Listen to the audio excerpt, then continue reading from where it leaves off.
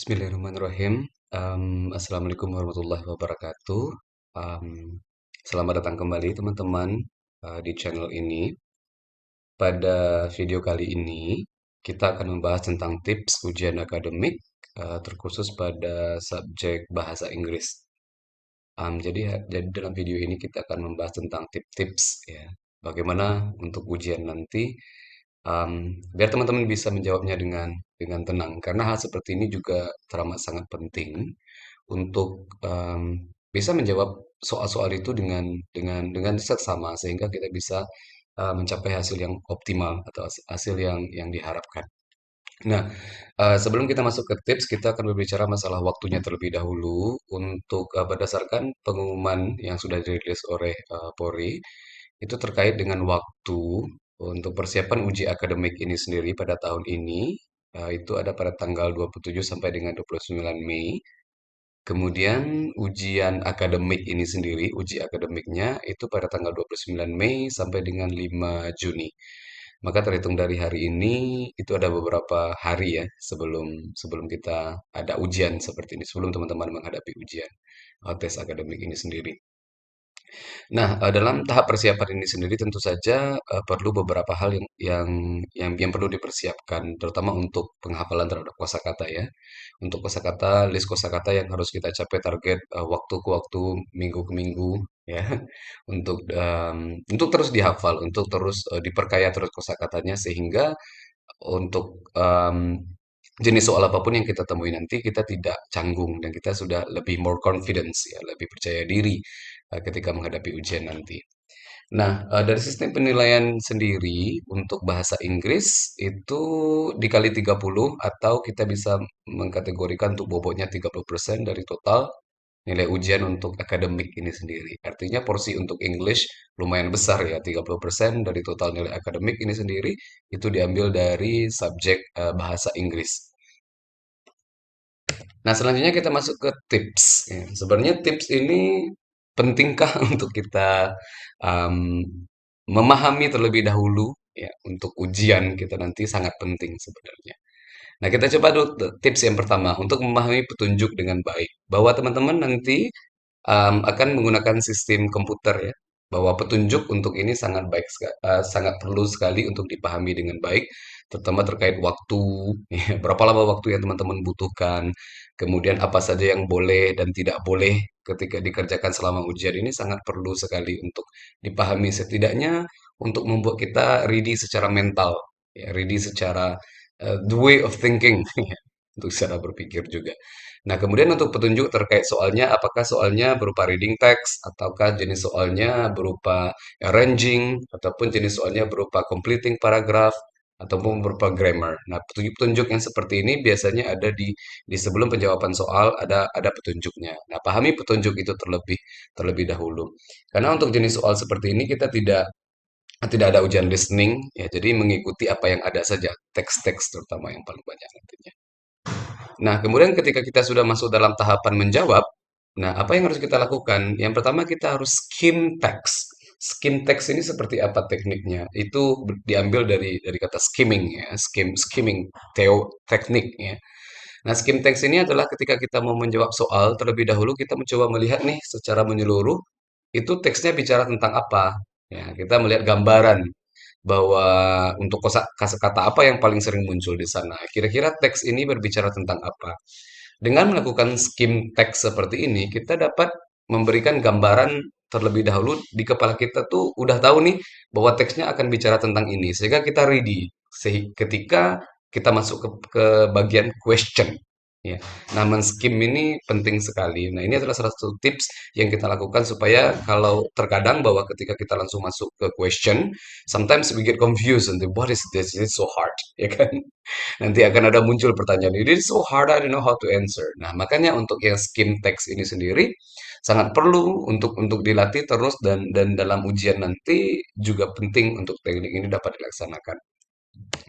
Kemudian yang ketiga, kita berbicara tentang vocabulary untuk tebak kata-kata yang belum dipahami, guessing. Ya, kita perlu menebak bahwa tidak semua kosakata kita bisa pahami dan understand pada ketika itu juga.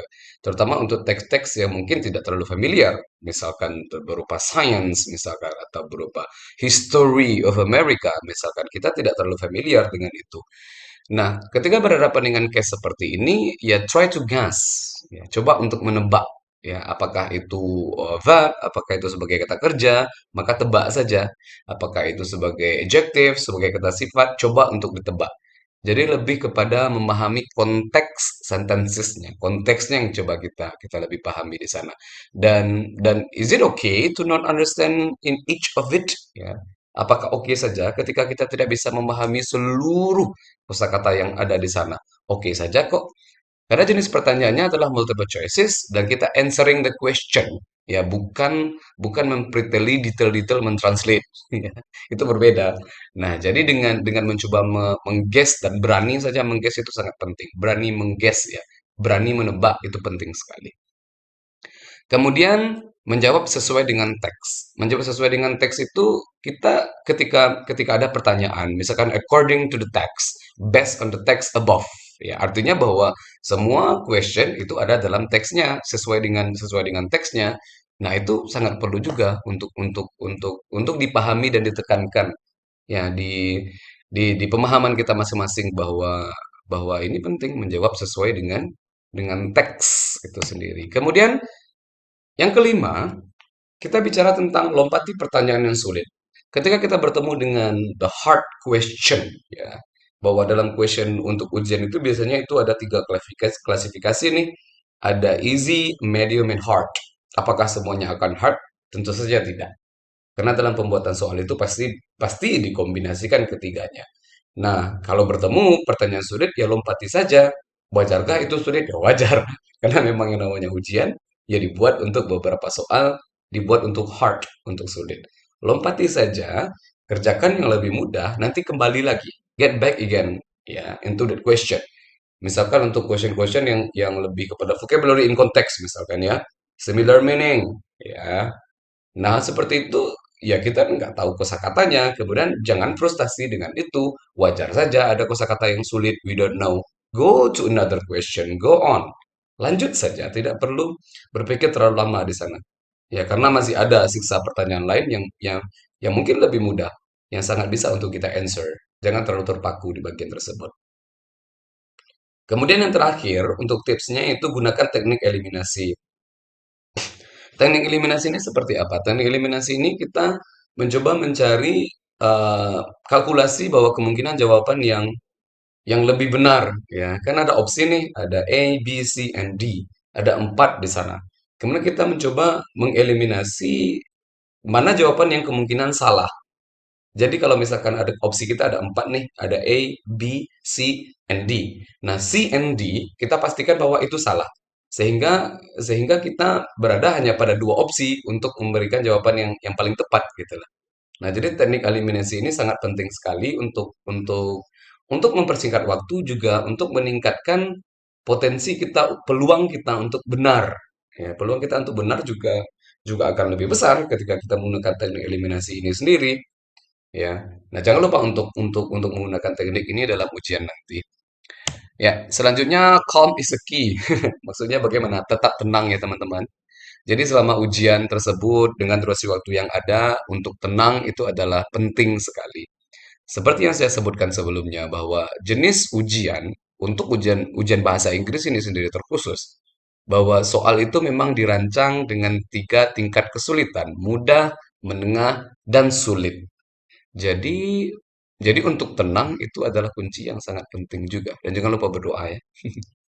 Oke, selanjutnya dan ini adalah terakhir untuk tipsnya dan thank you for watching. Terima kasih untuk menonton dan juga jangan lupa untuk download wordlist di link yang tertera di deskripsi. Teman-teman bisa download secara langsung dan kemudian nanti bisa dilihat nih bahwa untuk kosakata ini saya sudah hafal, kosakata ini saya belum, atau kayak dibuatkan diary-nya nih, dibuatkan diary-nya bahwa the word list that I achieved today, ya kosakata yang sudah saya capai dan saya memorize untuk hari ini. Dan juga sampai jumpa di video berikutnya. Thank you for watching. Bye. Good luck.